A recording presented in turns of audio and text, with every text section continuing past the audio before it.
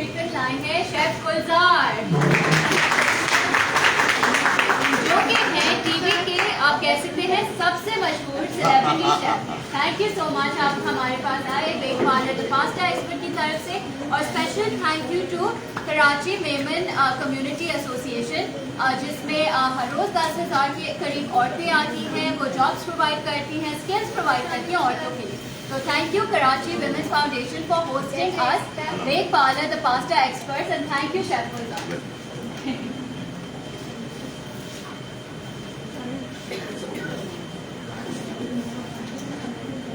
तो आपका आज बहुत बेसब्री से इंतजार हो रहा था और रेसिपीज की भी बहुत क्वेश्चंस ऑलरेडी आ चुके हैं। अच्छा जी जी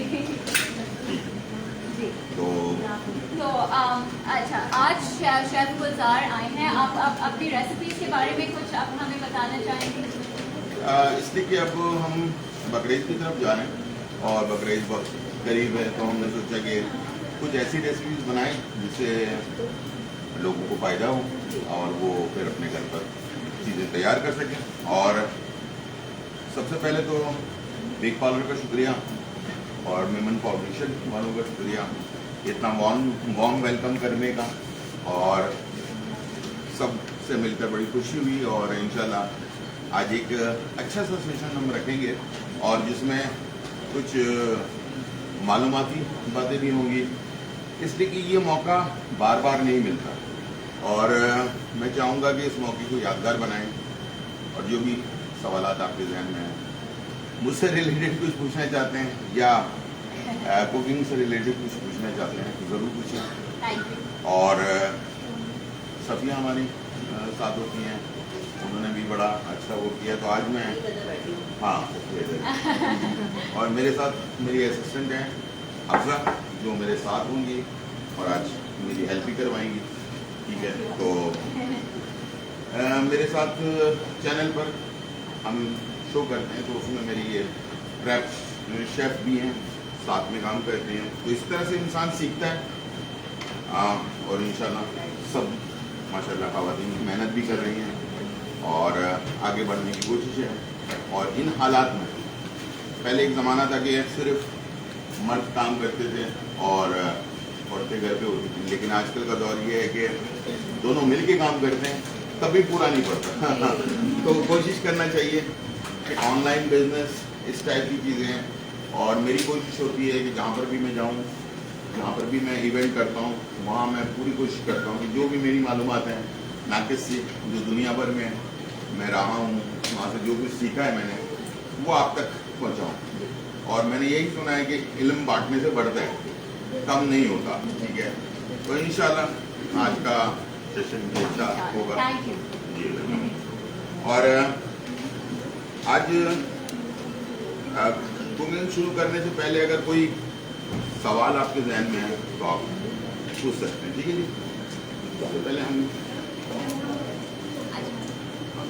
तो जब तक शेफ गुलजार प्रिपेयर कर रहे हैं, एक काम करेंगे,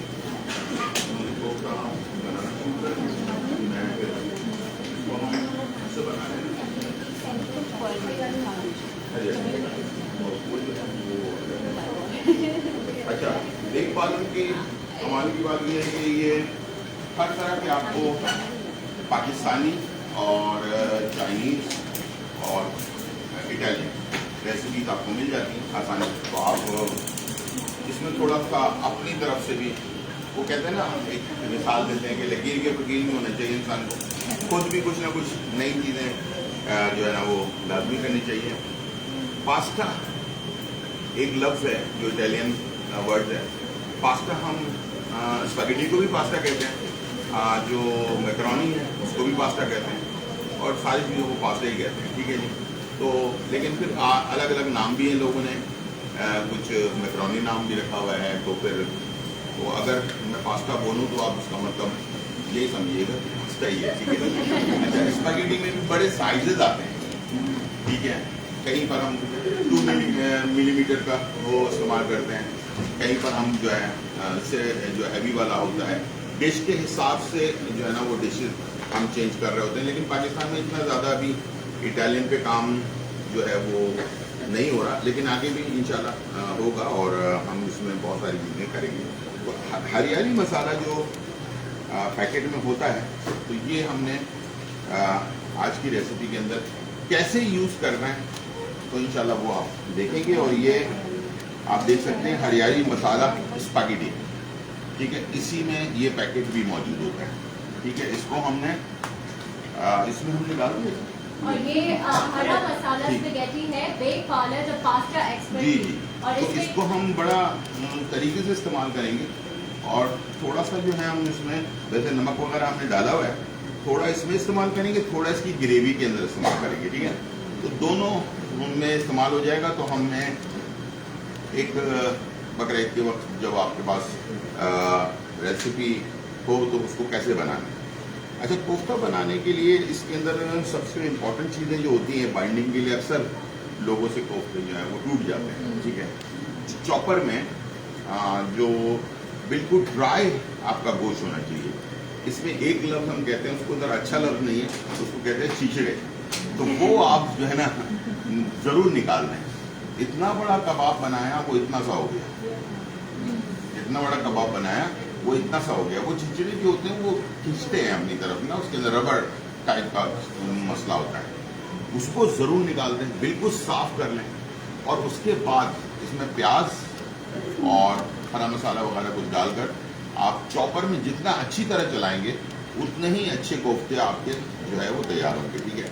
और इसमें हम बाइंडिंग के लिए 4 टेबल स्पून भुने हुए चने का पाउडर वो अगर इस्तेमाल करें तो बहुत अच्छा है। लेकिन आजकल दौर बदल गया है कि वो चने तलाश करने के लिए जाएंगे तो पता नहीं वो वापस आएगा कि नहीं आएगा बंदा। तो इसके लिए मैं ऑल्टरनेट आपको मैं हमेशा ऑल्टरनेट ज़रूर बताता हूँ। तो कॉर्नफ्लावर मैं इस्तेमाल करता हूँ, मैं अपने तौर पर बताती हूँ। 1 किलो में मैं 6 टेबल स्पून कॉर्नफ्लावर, वो भले कच्चे कीमे के कबाब हो, भले वो आलू की टिकिया हो, भले वो क्या नाम है शामी कबाब हो। तो इससे एक फ़ायदा ये होता है कि आपने देखा होगा शामी कबाब ऊपर से बड़ा अच्छा क्रिस्पी होता है, लेकिन अंदर से सौगी सौगी सा हो रहा होता है, नरम नरम सा, पानी पानी सा हो रहा है। खास तौर पर आलू की टिकिया जो है ना वो हो रही होती है। आप कभी भी उसके अंदर कॉर्नफ्लावर इस्तेमाल करेंगे तो ये मसला आपका नहीं होगा। कुछ लोग वेजिटेरियन होते हैं जो अंडा भी नहीं खाते, जो गोश्त भी नहीं खाते, सिर्फ यानी कि वेजिटेबल खाते हैं। उनके लिए बाइंडिंग के लिए सबसे अच्छा सोर्स जो है ना वो है कॉर्नफ्लावर, ठीक है। उनको अंडा भी डालने की ज़रूरत नहीं है। लेकिन आलू की टिक्की ऐसी बनेगी कि माशाल्लाह बंदा हाथ जो है ना वो आता रह जाएगा कि पहली दफ़ा ऐसी बनी, ठीक है जी। तो आधा हमने इसमें मसाला ऐड कर दिया है। अच्छा, इसी दौरान मैं चाहूँगा कि मैंने शुरू में जो लफ्ज़ कहा था कि इस वक्त को हमने ज़ाया नहीं करना और पूरा फ़ायदा उठाना है। कुकिंग भी होती रहेगी, साथ में हम आपस में सवालात भी करते रहेंगे। तो अफजल थोड़ा इसके आपको कोफ्ते बना लीजिएगा, बाकी मैं ग्रेवी तैयार करता हूँ, ठीक है। शेफ, आप बेक पाउडर का हरा मसाला यूज़ कर रहे हैं और इससे आपकी डिश में क्या हो रहा है जिससे आपकी डिश हटके हो रही है? बस ये हो रहा है कि इसके अंदर जो है ना हरा सा आपका खूबसूरत गार्डन सा नजर आ रहा है। आप इसको खा के सोचेंगे तो आपके ख्वाब में जो है ना सिर्फ खूबसूरत ग्रीन की चीज़ें, ऐसा बिल्कुल नहीं है, ठीक है। इसका जो टेस्ट है, ज़ाहिर है, तो जब कोई कंपनी एक फार्मूला बनाती है वो किसी भी मसाले का हो तो उसके अंदर बड़ी चीज़ों को सेलेक्ट किया जाता है। तो हरे मसाले के अंदर काफ़ी ऐसे स्पाइसेस हैं जो आम तौर पर हम उसको ड्राई नहीं कर सकते, तो इसको ड्राई करके इसके अंदर मिक्स किया गया है। तो इसका जो फ्लेवर है ना और इसका जो अरोमा वो आपको खुशबू जो है ना वो बताती है कि भाई ज़बरदस्त मज़ेदार फील करती है, ठीक है। तो हम चलते हैं, स्टार्ट करते हैं और यहाँ पर पहले ग्रेवी हम तैयार करते हैं। जब तक जो है मेरी असिस्टेंट जो है वो कोफ्ते बना लेंगे और उसके बाद हम इसको तैयार करेंगे। चलिए हम साइड में रख लेते हैं। और ये कोफ्ते में अदरक और लहसुन 1 किलो है हमारे पास ये गोश्त। इसको हमने अदरक लहसुन 2 खाने के चम्मच, 1 बड़ी प्याज उसमें हमने डाली है ये कच्ची। इसमें हमने क्या किया है कि 1 किलो में से 3 पाव बीफ का कीमा लिया है और 1 पाव मैंने इसमें चिकन का कीमा लिया, 2 चीज़ें मिक्स किया। तो इसका ज़रा टेस्ट मेरे हिसाब से ज़रा मैं अपनी टेक्निक इस्तेमाल करता हूँ। बाकी आप सिर्फ बीफ से भी बना सकते हैं और आप सिर्फ चिकन से भी बना सकते हैं, ठीक है। तो सिर्फ खाली चिकन का बना होता है ज़रा हार्ड हो जाता है ना, और बीफ के अंदर थोड़ा चिकन डालें तो उसका फ्लेवर ज़रा डिफरेंट आता है। आजकल के बच्चे जो है ना वो बेचारे ऐसे हो गए हैं तो वो चिकन के बगैर रह नहीं सकते।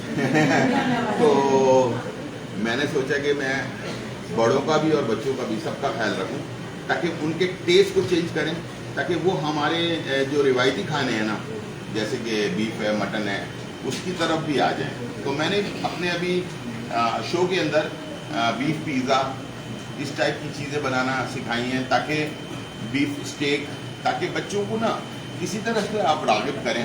इसलिए कि देखें चिकन, सिर्फ चिकन जो है ना वो बहुत नुकसानदेह है बॉडी के लिए ना, तो इसलिए मैं ये बात बाहर तो नहीं कर सकता, टीवी पे नहीं कर सकता, इसलिए कि कुछ पाबंदियाँ होती हैं, लेकिन ख़वातीन के लिए ख़ास तौर पर जो है वो बच्चियों के लिए बीफ अपना चिकन जो है वो थोड़ा सा मुनासिब नहीं है। इसके अंदर कुछ ऐसे हार्मोन्स का प्रॉब्लम्स पैदा हो रही हैं। तो मैं चाहूँगा कि बच्चों को किसी भी तरह से, देखिए बच्चे जब छोटे होते हैं ना तो उनको आप एक रबड़ की तरह होते हैं, उसको आप जैसे मोड़ेंगे वैसे मुड़ जाते हैं। लेकिन 6 साल से बड़े होने के बाद बच्चे फिर अपनी मर्जी चला, जो आदत अच्छी पसंद और नापसंद की हो जाएगी ना, ये इस्लाम में भी कि 6 साल तक के बच्चों को जो है ना वो आप ट्रेन करेंगे, जिस तरह का उसका मिजाज बन गया, जिस तरह की उसकी फितरत बन गई, तो वो दुनिया में फिर बाद में चेंज नहीं हो सकती, ठीक है। तो इसीलिए पसंद नापसंद की तरफ, जैसे मेरे घर वालों ने मुझे हर चीज़ खिलाई, कोई सब्जी हो, दाल हो, पाए हो, मैंने कोई भी चीज़ ऐसी नहीं है जो मैं नहीं खाता हूँ, तो हर चीज़ माशाल्लाह खिलाई है। तो वो उसका असर ये है कि मुझे कोई तकल्लुफ़ नहीं होता कि मैं जो भी सामने आ जाए वो मैं खा लेता हूँ। तो इसी तरह से हम अपने बच्चों को अगर ट्रेन करेंगे अपने हिसाब से, तो माशाल्लाह देखिए आप पुराने लोगों की एनर्जी में, अभी जब बच्चे छोटे शिकायत करते हैं ना 12 साल के, 15 साल के, कि हमारे हड्डियों में दर्द हो रहा है या हमारे जिस्म में दर्द हो रहा है, तो यकीन करें मैं सरप्राइज हो जाता हूँ, इसलिए कि हमें तो पता ही नहीं था यंग एज तक, अच्छी खासी उम्र होने तक कि जिस्म का दर्द होता क्या है। या नॉर्मल पैरासीटामोल की गोली जो है ना वो कई यानी कि 25 से 30 साल तक तो मैंने इस्तेमाल भी नहीं की थी। तो आजकल के बच्चे जो है ना उनको दवाइयाँ, एंटीबायोटिक फौरी तौर पर दे दी जाती है, ताकि उनका मसला ये होता है कि फिर इम्यून सिस्टम उनका जो है ना कमज़ोर होना शुरू हो जाता है।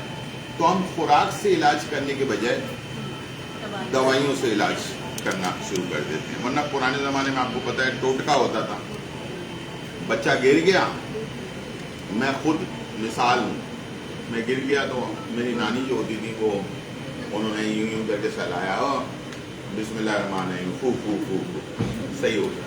तो वो ईमान की भी कमज़ोरी हो गई है और सोच की भी कमज़ोरी हो गई है। तो इस तरह से हम एक बहुत गलत कॉन्सेप्ट की तरफ जा रहे हैं कि यार हमने अपनी ज़िंदगी में ना ये नहीं खाया, हमें इतनी पाबंदियाँ थी और ये था, बच्चों को तो कम से कम हम वो करने दें। तो ये जो है ना ये बहुत गलत कॉन्सेप्ट है। तो अच्छी बात है बच्चों को आप फ्रीडम दें, हर चीज़ दें, लेकिन ये कि गलत तरफ जा रहे हों तो उनको आप रोकना भी आपका फर्ज है, ठीक है। तो इस तरह से बच्चे अगर हमारे मुस्तकबिल है, हमारा आगे आने वाली हमारी यानी कि जनरेशन अगर हेल्दी होगी तो दुनिया में नाम भी बनाएगी, हर तरह से मेंटली तौर पर भी स्ट्रांग होगी, बॉडी के हिसाब से भी स्ट्रांग होगी, तो फिर काम भी अच्छा करेगी, ठीक है। चलते हैं स्टार्ट जी, 1 किलो में चलें। यहाँ पर हम स्टार्ट करते हैं। ऑयल हमने ले लिया और तकरीबन 4 से 5 चम्मच ऑयल है, इसके अंदर मैं इसमें शामिल कर रहा हूँ कुछ साबुत गरम मसाले, जिसमें क्या नाम है, बादियान का फूल है, बड़ी इलायची है, जो भी घर में आपके पास गरम मसाले हैं वो आप ऐड कर सकते हैं इसके अंदर खुशबू के लिए, ठीक है। आप सब स्क्रीन पे भी देख सकते हैं। इसको आपने हल्का सा फ्राई कर लिया और उसके बाद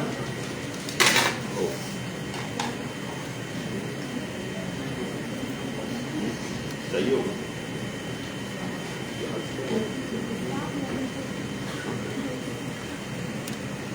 तो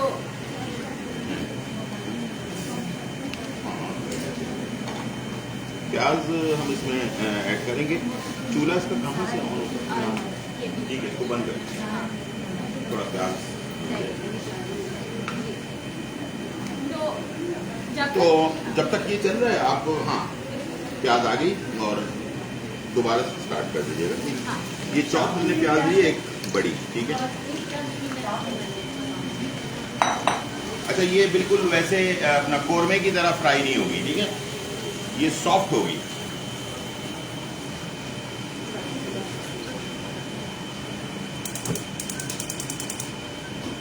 ठीक है, ये सॉफ्ट होगी। सिर्फ सॉफ्ट होने के बाद फिर हम इसमें मसाले ऐड करना शुरू कर देंगे। और इसमें हम ले रहे हैं थोड़ा सा जीरा, हाफ टी स्पून लाल मिर्च का पाउडर, तकरीबन 1.5 चाय का चम्मच हमने लिया है। नमक हमेशा हाथ से डालें, एक टोटका है मेरी वालदा का, तो मैं आपको बताना चाहता हूँ। ठीक है, इसको सूंघ कर फिर नमक ऐड करें और हाथ से कभी भी चमचे से ना डालें। ठीक है, सुनिए, आपकी वालदा भी करती है। हालांकि मेरी उम्र अभी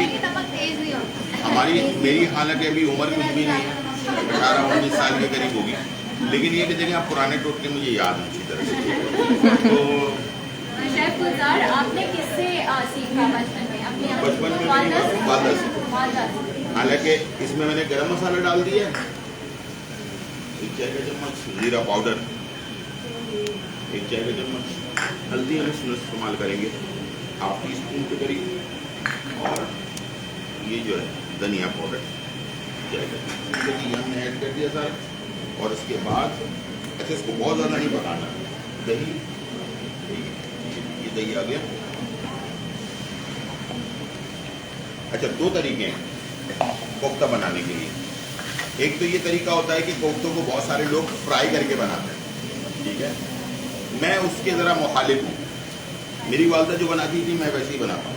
अभी आपने सवाल पूछा, मैं बताऊँगा अभी। तो वो ना कच्चे कोफ्ते जो है ना ग्रेवी के अंदर डालते हैं, उससे कोफ्ता बड़ा सॉफ्ट होता है, मुलायम होता है, जायका भी अच्छा होता है, और ये जो ग्रेवी है ना वो उसके अंदर चली जाती है। ठीक है, अच्छा, फ्राई करने में क्या होता है, बहुत सारे लोग उसको ओवर फ्राई कर देते हैं। अगर कोफ्ता फ्राई करते वक्त पूरा पक चुका हो, यानी कि 100% पक चुका हो, उसके बाद आप ग्रेवी में डालेंगे तो कोफ्ते का टेस्ट अलग आ रहा होगा, ग्रेवी का टेस्ट अलग आ रहा होगा। इसका फ्राई करने का तरीकाकार ये है कि तेज आंच पर आपने सिर्फ 30% फ्राई करना है, 70% वो जो है ना कच्चा होना चाहिए, ताकि ग्रेवी को उसमें जाने की आसानी हो उसके अंदर। ठीक है जी, ये मसाले को हम भून लेते हैं। दही कभी भी कच्चा नहीं रहना चाहिए। और उसके बाद हम इसमें पानी ऐड करेंगे और कोफ्तों को जो है ना इसमें नहाने के लिए छोड़ देंगे। ठीक है, ताकि ये अच्छी तरह से। हाँ, आपने एक सवाल किया था, सॉरी मैं जी, आपने बोला था कि आपने कुकिंग कहाँ से सीखी? अच्छा, ज़ाहिर बात है घर से ही इंसान बचपन में शौक होता है तो घर में। अच्छा, मैं उन लोगों में से हूँ, उस फैमिली में से हूँ जिनमें मर्दों का किचन में जाना एक मायूब बात समझी जाती है। ठीक है, आप लोगों में से बहुत सारे ऐसे लोग होंगे जिनको पता होगा कि यह मर्द जो है ना किचन में नहीं आया, खबरदार किचन में कोई आया तो। लेकिन वो शौक था, और मेरी फैमिली ऐसी थी कि वो खिलाने पिलाने वाली फैमिली नहीं होती है, दावतें हो रही हैं, ये बन रहा है, वो बन रहा है। तो मैं असल में मद्रासी साउथ इंडियन है, वो जो टैमल वाले नहीं होते, टैमल मूवीज देखी होंगी आप वो। ठीक है, तो हमारे यहाँ मलीदा शलीदा और बड़ी चीज़ें बनती थी, और पूरियाँ बन रही हैं, दावतें हो रही हैं, तो इस टाइप के लोग थे। मज़े की फैमिली। हाँ, मज़े की फैमिली। तो फिर उसमें हम थोड़ा बहुत साथ में जो है मिल गए, जो है ना वो कुछ आप मदद करते होंगे, हेल्प में जो है ना, हेल्प करते करते शौक भी हो गया। आगे फिर ट्रेनिंग के लिए मैंने कहा पाकिस्तान में तो बहुत कुछ कर लिया, चले अब बाहर चलते हैं, बाहर जाके सीखते हैं। तो फिर मैं बाहर चला गया, और इसलिए कि पाकिस्तान में यूनिवर्सिटी नहीं है हमारी कैलेंडरी आर्ट की, तो बाहर पढ़ने का मौका मिल गया मुझे, अल्लाह ताला ने करवा दिया, तो फिर ये कि उसमें सीखने का मौका मिल गया। तो इस तरह से बहुत सारी चीज़ें हुई हैं और बहुत सारी चीज़ें कभी कभार गलत भी हो गई हैं घर में काम करते हुए, तो डांट भी पड़ी है, ठीक है ना। तो डांट भी पड़ी, हाँ, किससे डांट पड़ी? तो क्यों किया तुमने इस तरह?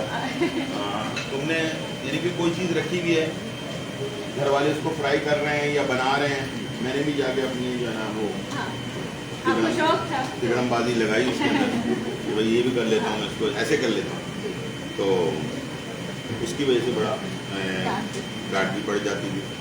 लेकिन माशाल्लाह एक ऐसी फैमिली हो ना, तो वो जो खाने पिलाने वाली, दावतें करने वाली, तो उसमें सीखने का आपको बहुत सारे मौका मिल जाता है, तो आइडिया भी मिल रहा होता है, बातें भी चल रही होती हैं, ठीक है। तो ये भी होता होगा कि जब खाने के बाद किसी और खाने की बात हो हाँ, रही होगी, प्लानिंग हो रही होगी, चले पाए खा रहे हैं तो पता चला कि निहारी की बात हो रही है, तो इस तरह से बहुत सारी। रूटीन लाइफ में आप घर में कुकिंग करते हैं? जी रूटीन लाइफ में घर में कुकिंग होती है? अच्छा, आपने पूछा नहीं, सच बोलूँ कि झूठ बोलूँ? सच बोलूँ, सच ही बोलता हूँ मैं। वैसे घर में रूटीन लाइफ में मैं कुकिंग बिल्कुल नहीं करता, इसलिए कि हमारे घर पे 2 शेफ, मियाँ भी शेफ और बीवी भी शेफ। तो जब 2 शेफ हैं तो मैंने कहा भाई एक शेफ बाहर का काम करे और एक शेफ जो है ना घर का काम करे, तो दोनों में कोई फ़र्क नहीं है, खाने का टेस्ट तकरीबन दोनों का एक ही जैसा ही होता है, ठीक है। तो इसलिए वो बाहर का काम का काफ़ी ज़्यादा होता है, तो इसलिए बाहर का काम। अच्छा, दही पक चुका है, दही कच्चा नहीं रहना चाहिए, मैंने हमेशा बोला नहीं। थैंक यू, बाद में इतने ले लो, पानी थोड़ा सा ऐड कर दीजिएगा। अच्छा, देसी खानों में थोड़ा सा भूनने का, अच्छा, और थोड़ा सा डाल बस। हाँ हाँ बिल्कुल, मेरे घर पे जब 2 ऐसे सालन हैं जिसके अंदर हमारे यहाँ प्याज पीस कर डाली जाती है, एक तो मछली का सालन है और एक कोफ्ता, ठीक है। अगर आप चाहें तो वो भी डाल सकते हैं, स्मूथ कर।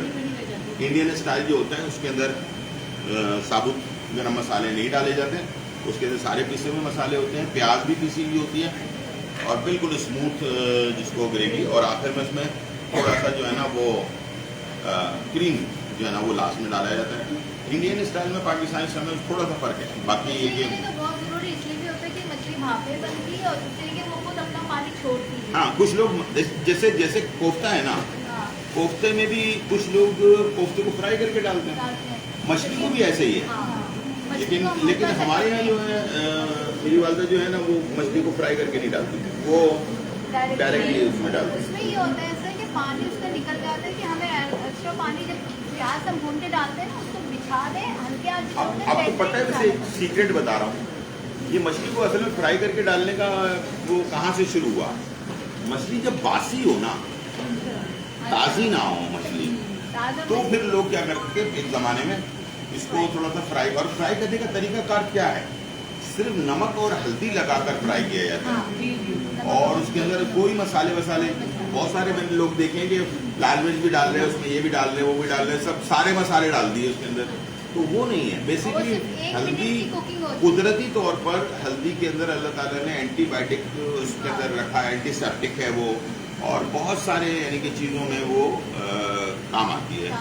तो हल्दी और नमक लगाकर उसको फ्राई कर लिया जाता, तो पुराने ज़माने में इसलिए कभी कभार हमारे पास बासी मछली आ जाती है। हाँ, लेकिन ताज़ी मछली को ये इसकी ज़रूरत नहीं, इस सपोर्ट की ज़रूरत नहीं।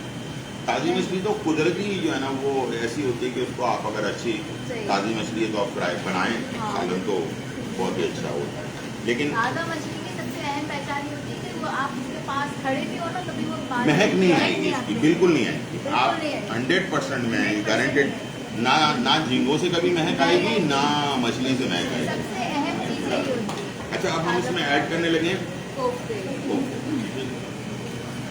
तो शेफ अभी ऑडियंस से बात हो रही थी और कोई मेंशन कर रहा था कि सबसे जो अच्छी बात उनको लगती है आपकी कुकिंग के बारे में कि आप देसी और वेस्टर्न का मिक्स बहुत करते हैं, अच्छी तरह से फ्यूजन करते हैं। लेकिन इस वक्त जो दुनिया में काम चल रहा है ना, वो उसमें बहुत ज़्यादा इन चीज़ों हो रहा है, जैसे थाई है, थाई और कॉन्टिनेंटल मिक्स कर दिया, इंडियन को जो है ना वो किसी अपना इटालियन के साथ मिक्स कर दिया। हक्का चाइनीज का नाम किसने सुना हुआ है? हक्का चाइनीज साउथ इंडियन, जहाँ से मैं हूँ, उन्होंने जब चाइनीज लोग वहाँ गए तो वहाँ पर उन्होंने चाइनीज रेस्टोरेंट्स बनाए, इस पर ढक्कन लगा दिया ताकि हम ढक्कन लगा रहे हैं, इसकी वजह भी है ताकि ये जो कोफ्ता है इसके अंदर ये ग्रेवी का जो फ्लेवर है ना वो सारा इसके अंदर चला जाए, ताकि ग्रेवी और वो कोफ्ता दोनों अलग अलग वो ना हो। ठीक है, तो हुआ ये कि चाइनीज ने जब अपने रेस्टोरेंट्स खोले तो बहुत कस्टमर नहीं आते थे वो, तो उन्होंने क्या किया कि इंडियन स्पाइसेस को अपने चाइनीज खानों में उन्होंने मिक्स किया, तो वो वहाँ से शुरू हुआ ये हक्का चाइनीज। तो ये पूरी दुनिया में आज है, ये नहीं कि वो वहाँ था। हाँ, हक्का चाइनीज के रेस्टोरेंट्स पूरी दुनिया में हर जगह, आप जी कनाडा चले जाए, अमेरिका चले जाए, कहीं भी चले जाए, वहाँ पर आपको इंडिया से शुरू हुआ। हाँ, इंडिया से शुरू हुआ है। तो पाकिस्तान में भी जो चाइनीज खाने हम खाते हैं वो भी जो है ना वो बेसिकली चाइनीज वो वाले नहीं है जो चाइना में मिलते हैं। ठीक है, इसको कहते हैं सिचुआन, एक जगह है जो हमारे गिलगित बल्टिस्तान से जो बॉर्डर लगता है, इस तरफ चले जाएं तो यहाँ पर जो खाने आपको मिलेंगे ना इस इलाके के अंदर, वो सारे तकरीबन पाकिस्तान से मिलते जुलते। नान भी आपको मिल जाएगा, सालन भी मिल जाएगा, हर चीज़ वो चाइना में मिल जाता है आपको, इसलिए कि उस इलाकों के अंदर मुसलमान की आबादी ज़्यादा है। और एक इलाका है जिसको सिचुआन कहते हैं, जहाँ के लोग थोड़ा स्पाइसी खाते, वो हमारे यहाँ जो है। अब उसमें और थोड़ा सा हमारे यहाँ क्या हुआ है कि गरम मसाला, लाल मिर्च पाउडर ये भी इस्तेमाल करना शुरू कर दिया लोगों ने। तो यहाँ के जितने भी चाइनीज़ रेस्टोरेंट हैं, इसलिए कि हम देसी लोग जो है ना पाकिस्तानी में, जब तक उनको तीखा ना लगे तो मज़ा नहीं आता उनको खाने में ना, मीठा ना। तो अगर चाइना, मैं तो जा चुका हूँ, अगर किसी को चाइना जाने का इत्तेफाक हुआ हो तो उनसे खाया नहीं जाएगा चाइनीज़ का, हमारे बिल्कुल टेस्ट नहीं है, हमारा बिल्कुल टेस्ट नहीं है, वो ना टेस्टलेस होता है। तो इस तरह से बहुत सारे दुनिया में आपको तजुर्बात होते हैं। अब आप थाईलैंड चले जाएं, थाईलैंड में आपको स्पाइसी खाने मिलते हैं, इसलिए कि थाईलैंड वाले स्पाइसी खाते हैं, हरी मिर्चों का इस्तेमाल बहुत ज़्यादा करते हैं। ठीक है, पपीते का इस्तेमाल बहुत ज़्यादा करते हैं, पपाया सैलेड वगैरह बहुत ज़्यादा इस्तेमाल करते हैं, स्मार्ट होते हैं और हार्ट अटैक का रेशियो कम से कम होता है, और ऑर्डर टू मेक वाला काम होता है। क्योंकि दुनिया में इस वक्त जो लोग स्मार्ट होते हैं या जिन खानों का बहुत ज़्यादा बूम है, वो चाइनीज़ खाना है, थाई है और जापानीज़ फूड है। क्योंकि ये सारे ना आप जैसे ऑर्डर किया आपने उसी वक्त बनता है। हमारी तरह नहीं होता कि हम सालन सुबह बनाएं, दोपहर में खाएं, रात में खाएं, बच गया तो कल भी खाएंगे, ठीक है ना, तो परसों भी खा लेंगे। तो जितना आप बार बार इसको गर्म करेंगे उतनी सेहत के लिए नुकसानदेह। ठीक है, कोलेस्ट्रॉल लेवल जो हमारे यहाँ लोगों का बढ़ जाता है, उसकी वजह ही ये कि और अच्छा फ्राई करने के लिए, चलो भाई बेटा इसको ऑयल को छान लो, कल इसमें हम पकोड़े दोबारा फ्राई करेंगे, परसों फिर करेंगे, 1 महीने बाद फिर करेंगे। तो यानी कि लगातार फ्राई करने का जो स्टैंडर्ड है, इससे ज़्यादा नहीं इस्तेमाल करना है। वो भी मैंने बोला है कि 3 कर ले, इसलिए कि हमारे यहाँ गुर्बत ज़्यादा है, वरना एक दफ़ा ही फ्राई होता है, वरना एक दफ़ा आपने टेम्परेचर दे दिया ऑयल को, फुल टेम्परेचर पे आ गया 150-60 सेंटीग्रेड के ऊपर, उसके बाद अपने फ्राई कर लिया, उसके बाद वो ठंडा हुआ तो समझ ले आपके लिए नुकसानदेह हो गया। लेकिन हमारे यहाँ ज़ाहिर बात है हम इतना सारा ऑयल गाया तो नहीं कर सकते ना, तो मजबूरी है कि हम इसे, और हम जो ऑयल इस्तेमाल करते हैं उसकी कहानी छान कर हम उसको अपनी कुकिंग में इस्तेमाल कर रहे हैं, उसको नहीं, वो और ज़्यादा खतरनाक, उसको फ्राई में ही रखें। हाँ, कुकिंग में तो बिल्कुल ही इस्तेमाल ना करें ना, और ज़्यादा नुकसान होता है। तो KFC हो गया, मैकडोनल्ड हो गया, और भी बहुत सारी दुनिया भर में चेनें हैं जो हमारे यहाँ तो है ही नहीं। हमारे यहाँ सिर्फ हम दो को जानते हैं, एक मैकडोनल्ड है और एक हम KFC को जानते हैं, और वैसे बहुत सारी चेनें हैं दुनिया भर में। इनमें एक दफ़ा मशीन में जब ऑयल डाल दिया जाता है 17-18 kg ऑयल, और उसके अंदर सुबह से लेकर शाम तक फ्राई होती रहती है चीज़ें, उसके बाद शाम में वो निकाल लेते हैं। तो हमारे पाकिस्तानी भाई पहुँचे, उन्होंने कहा भाई ये क्या करोगे ऑयल का? तो उन्होंने कहा भाई ऑयल तो हम फेंक देते हैं। कहने लगे फेंकने की क्या जरूरत है, मिले ना। तो उन्होंने कहा अच्छा ऐसा बिक भी जाएगा ये, चलो भाई बड़ी अच्छी बात है। तो छान कर उन्होंने ड्रमों में भरकर थर्ड वर्ल्ड कंट्री, आज मैं आपको बता रहा हूँ थर्ड वर्ल्ड कंट्री जो है हमारी ये कहलाती है, जैसे बांग्लादेश, इंडिया, पाकिस्तान, यहाँ वो ऑयल आता है जहाज के जहाज, पानी के जहाज भर भर के, और वो साफ होता है, उसको एक ट्रीटमेंट दी जाती है। उसके बाद उसमें 70% वो ऑयल और 20% नया ऑयल, दोनों को मिक्स किया जाता है। उसके बाद जैसे कि नए नए नाम हैं, तरंग, बूर, माली, मौलवी, फौजी पता नहीं कौन कौन से नाम के, ऐसे ऐसे नाम के जो ऑयल मिलते हैं ना, वो उसी से ही बनते हैं, ठीक है। और मैं हमेशा कहता हूँ इन्वेस्टमेंट करनी है तो आप अच्छे ब्रांडेड ऑयल में करें, ताकि डॉक्टर को जाकर बाद में लाखों रुपए देने से बेहतर है कि आप खाने पीने से ही जो है ना चीज़ों को, नाकिस खाने के बजाय अच्छा खाने की तरफ जाए। और ये नुकसान उठा लें, ये थोड़ा थोड़ा करके नुकसान है ना, वो बड़ा नुकसान है। नागाहानी तो हमारे पैगंबरों ने नागाहानी से पनाह मांगी है। नागाहानी बहुत खतरनाक होता है। अचानक घर पे बैठे बैठे बड़े मियाँ जो है नीचे गिर गए, क्या हुआ भाई? हार्ट अटैक हो गया। अच्छा कैसे हो गया? पता क्या नहीं चल रहा, बस वो रोगनी खाने खा रहे थे, वो पता ही नहीं चला बेचारों को।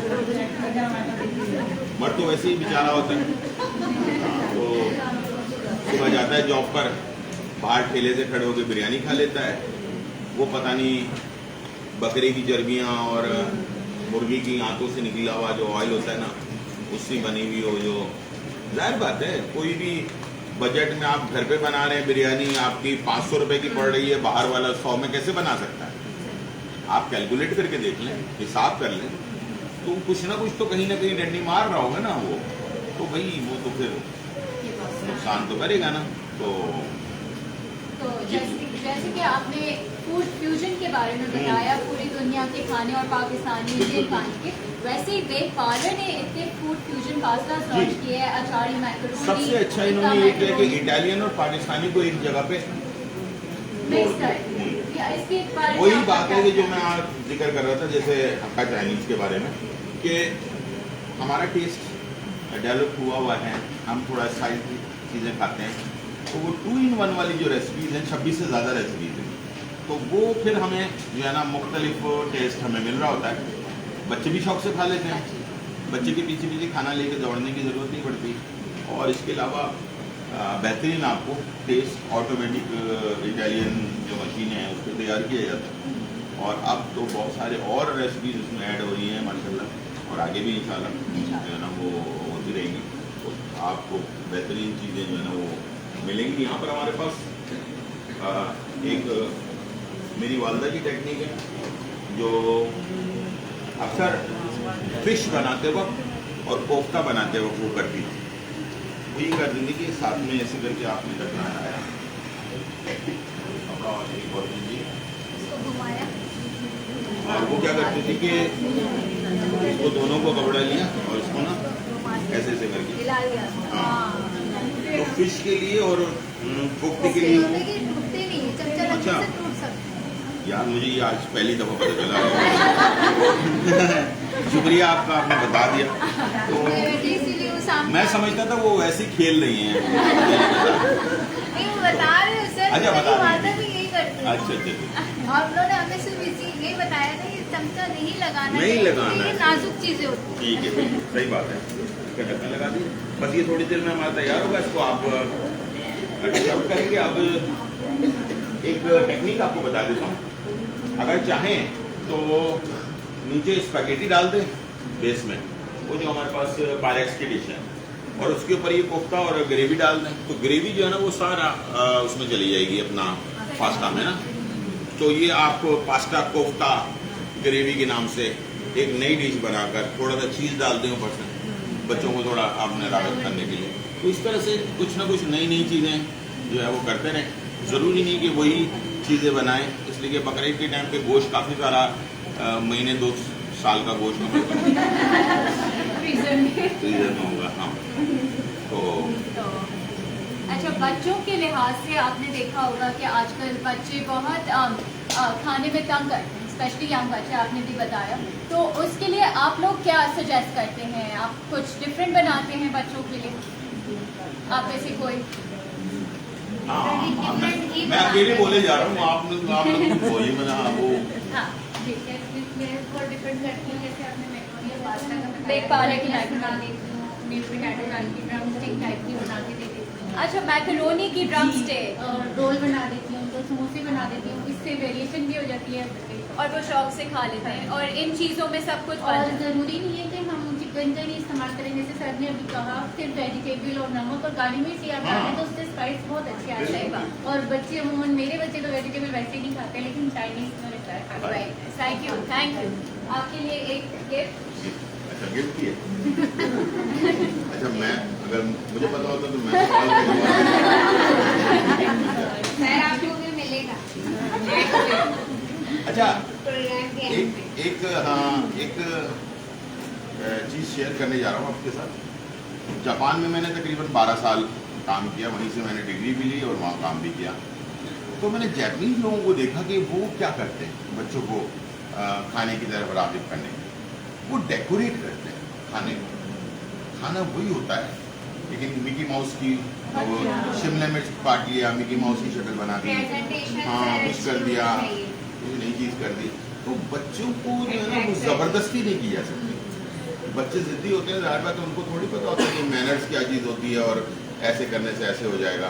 बच्चों को आप जितना डेकोरेट करके खाना देंगे ना, और उनके टेस्ट के मुताबिक, जैसे इन्होंने मैडम ने कहा कि भाई सब्जियां भी डल रही हैं लेकिन उसका टेस्ट मेंटेन करके दिया जा रहा है बच्चों के हिसाब से, ठीक है, तो उसके हिसाब से आप बनाकर देंगे। जैसे कि हमने अभी कल परसों बनाया था ना बीफ पिज़्ज़ा, तो बीफ पिज़्ज़ा जो है वो बच्चे चिकनी पिज़्ज़ा खाते हैं, पिज़्ज़े को देखकर ही उनके दिल में वो आएगा कि यार मज़ेदार पिज़्ज़ा बना हुआ है।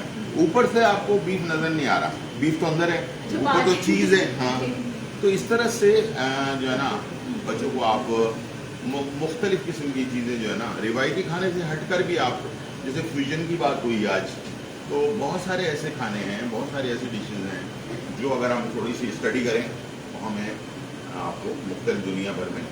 तो ये मैं टेक्निक जो मैंने आपको बताई, ये मैंने जापानीज लोगों से सीखी कि वो लोग जो वो हमारे जो लंच बॉक्स है उसको बेंतो कहते हैं। क्या कहते हैं? बेंतो। बेंतो। तो वो बेंतो जो होता है बच्चे का, वो इतना डेकोरेट हुआ हुआ होता है कि वो किसी का भी, बड़े का भी दिल चाहेगा कि मैं इसमें से, हालांकि होती वो आम सी चीज़ें हैं, वही राइस होते हैं, वो लोग थोड़ा सा स्टिकी राइस इस्तेमाल करते हैं हमसे हट के, ठीक है। तो ये हो गया, इसको हम डिश आउट कर देते हैं, सेकंड रेसिपी की तरफ चलते हैं, ठीक है। ये हमारा क्या था?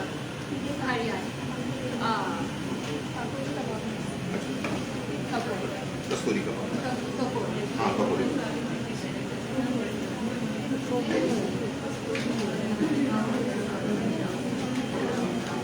ये देखें आप कैमरे में देखें।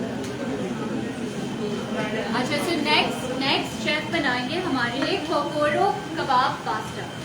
तो look at that, ये खूबसूरत लग रहे हैं कोफ्ते।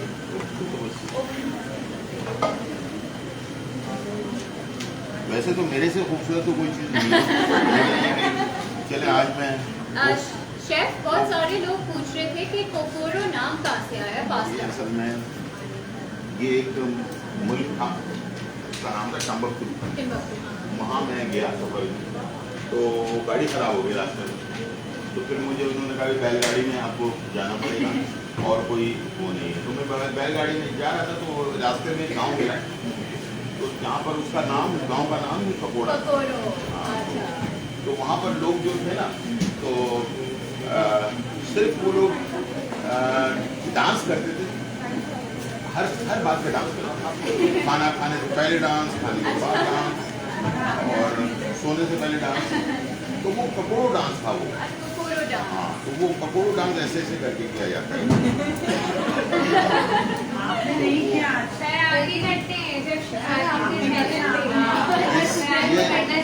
तो फिर मैं वहाँ एक दिन स्टे किया मैंने ककोड़ों में, फिर वहाँ पर मैंने ये सीखा कि ये ककोड़ो जो कबाब है ये बेसिकली कैसे बनाया जाता है। ये सब झूठ है। ये सिर्फ कहानी थी जो आपको हम सुनाई। सब ने ये भी कर ली। वो असल में मैं वो मायूस किस्म का शेफ नहीं हूँ कि एक चाय का चम्मच हल्दी, एक चाय का चम्मच नमक, तो बंदा चैनल ही चेंज कर दे कि चलो यार बस बहुत हो गई, ठीक है ना। तो ये तो हम रोज़ाना घर पे करते हैं। इंसान को ज़िंदगी अल्लाह ताला ने एक ही दफ़ा दी है, दोबारा नहीं देगा। हंस खेल के गुजार लें। मेरे वालिद साहब कहते थे तो दो रास्ते हैं बेटा, एक रास्ता ये है कि मायूसी में गुजार लो, रो धो के सर पीट के ये क्या हो गया, पैसे क्यों चले गए, पैसे क्यों आ गए, ठीक है, बच्चे ने तंग कर दिया, ये हो गया वो हो गया, घर नहीं मिल रहा, घर बन नहीं रहा, तो कह रहे हैं इस तरह कर जिंदगी गुजारनी है, ये भी एक अच्छा तरीका है। दूसरा तरीका ये है कि सब कुछ अल्लाह पे छोड़ दो और हंसी खुशी जिंदगी गुजारो। एक ही दफ़ा की जिंदगी है, एक दफ़ा की लाइफ है, इसको आप हंस खेल के गुजार लो या रो धो के गुजार लो, ये आपकी मर्जी है, जी, ठीक है ना। अच्छी बात है, अच्छी बात। बस ये है। बाकी पकौड़ो जो है ना वो अब आप लोगों को याद रहेगा कि तो पकौड़े कबाब हम बनाने जा रहे हैं, तो उसके लिए हमने किसी भी कर लेना, तो इसके हम काफ्ता बना लेंगे, उसके बाद फिर हमने पास्ता अलग बनाना है, वो नहीं है हमारे को वॉक, तो इसमें बनाएंगे पास्ता। आप एक काम कीजिए पहले, हाँ नहीं मैं कबाब आपको बना ले पहले, उसको हम बाद में फ्राई कर लेंगे, जब तक मैं ये इसके बेस स्पैगेटी का बेस तैयार कर लेता हूँ। अच्छा, ये दो हिस्सों में बनेगा, ठीक है, एक हिस्सा है इसका पकौड़ों कबाब और दूसरा हिस्सा है इसका पास्ता, ठीक है। पास्ता को हम बनाकर एक इसका बेड बना देंगे, बेड मतलब ये नहीं कि सोने वाला बेड नहीं होगा इसका, ककोड़ा जो है वो सोएगा, हम जागेंगे, ठीक है। तो इसको हम बना लेंगे इसको साथ में, और इसके बाद इसको नीचे हम सजाने के बाद इसके ऊपर फिर ये हम ये डाल देंगे। दोनों को अलग अलग टेस्ट में हम बना रहे हैं, ठीक है, यानी कि पास्ता अलग तैयार कर रहे हैं और इसको अलग। एक दो चीज़ें ऐसी हैं जो आप लोगों से शेयर करना बहुत ज़रूरी है पास्ता स्पैगेटी वगैरह बनाते हो, ठीक है। ये वैसे तो कहने को नॉर्मल सी पास्ता है या स्पैगेटी है, कुछ लोग इसको ओवर कुक कर देते हैं, ठीक है। अच्छा, मेरा तरीकाकार जो है वो बता दूँ, इसलिए कि मैं तो स्टार्ट ही मेरा जापान से हुआ था, तो वो तो नूडल और राइस नूडल, मुंगमिन नूडल, बहुत सारे नूडल, फिर स्पैगेटी वगैरह ये वो सारी चीज़ें। तो इसको तरीकाकार ये होता है कि इसको हम बॉईल कर लेते हैं 7-8 मिनट, बॉईल कर लिया। बॉईल करने के बाद लोग क्या करते हैं कि इसको गरम गरम में ऑयल लगा देते हैं और उसको छोड़ देते हैं, उससे जो है ना ये कोई फ़र्क नहीं पड़ा, ये चिपक जाएगा आपस में। इसको पहले वॉश किया जाता है, बिल्कुल जैसे हम वॉश करते हैं ना वैसे वॉश करते हैं। इसके अंदर स्टार्च होता है, जब हम बॉईल करते हैं स्टार्च पैदा हो जाता है, वो स्टार्च का ज़ाया होना बहुत ज़रूरी है। तो रेस्टोरेंट में जो हम स्पैगेटी या पास्ता खाते हैं उसके टेस्ट में और घर के टेस्ट में इसीलिए फ़र्क होता है। तो इसलिए इसको लाजमी आप 7 से 8 मिनट पहले तो बॉईल कर लें, बॉईल करने के बाद इसका पानी ज़ाया कर दें, ज़ाया करने के बाद इसको वॉश करें अच्छी तरह ठंडे पानी, जब तक इसका आपके हाथ में महसूस ना हो जाए कि ये टेम्परेचर बिल्कुल नॉर्मल हो गया, जब तक ऑयल नहीं लगाना, और ऑयल भी बहुत थोड़ा लगाना है। कुछ लोग भर भर के ऑयल लगाते हैं तो ऑयली सा दिल बतला जाता है ना उसको खाने में। तो बेसिकली चाइनीज़ या इटालियन फूड का मकसद ये है कि कम ऑयल में बना हुआ खाना, ठीक है। तो हम स्टार्ट करते हैं। सबसे पहले हमने लेना है पतीला या कढ़ाई आ गई है, चलिए इसको हटा लेते हैं।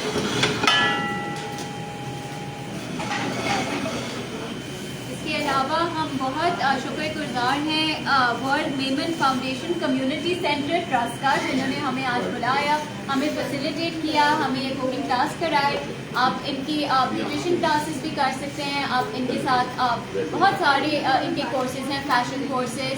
हर रोज़ 10,000 के करीब औरतें आती हैं, यहाँ से सीखती हैं स्किल्स और अपने बिजनेसेस आगे से शुरू करती हैं। इनके पास एक बहुत एडवांस सैलून भी हैं, तो आप ज़रूर और क्लासेस के लिए भी विजिट कीजिएगा और अपने स्किल्स इन्हांस कीजिएगा। जी, तो चाइनीज़, थाई और इटालियन या जो जापानीज़ फूड है वो हमेशा हाई फ्लेम पे बनता है, ठीक है, तेज़ आंच पर बनाया जाता है। स्लो आंच पे बनाएंगे तो सब्जियों के कलर खराब हो जाएंगे और जो आप रिजल्ट चाह रहे हैं वो आपको नहीं मिलेगा। और ये तो छोटा सा, अभी मैंने वॉक का जिक्र किया, तो वॉक बड़ा होता है, थिन होता है, देखिए बिल्कुल बारीक होता है, ताकि स्पीड से उसके ऊपर जो है ना आँच पड़े। और उसके जो बर्नर होते हैं वो भी अलग टाइप के होते हैं। उसकी साइडों पर मिट्टी का एक वो लगा हुआ होता है कवर, और उसके ऊपर कढ़ाई रखते हैं ताकि वो जो फ्लेम है वो इधर उधर ना निकले, डायरेक्ट आपके पतीले पे पड़े। उसका फ़ायदा ये होता है कि सब्जियां गल भी जाती हैं लेकिन कलर ख़राब नहीं होता उसका। ये कुदरत ने जो हमें कलर दिया है, इसका बेसिकली कोई मकसद है, ये बगैर मकसद के कोई चीज़ नहीं है।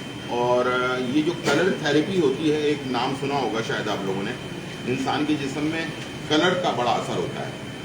अगर आप घर पे ब्लू पर्दे लगा देते हैं तो आपकी सोच पॉजिटिव हो जाती है।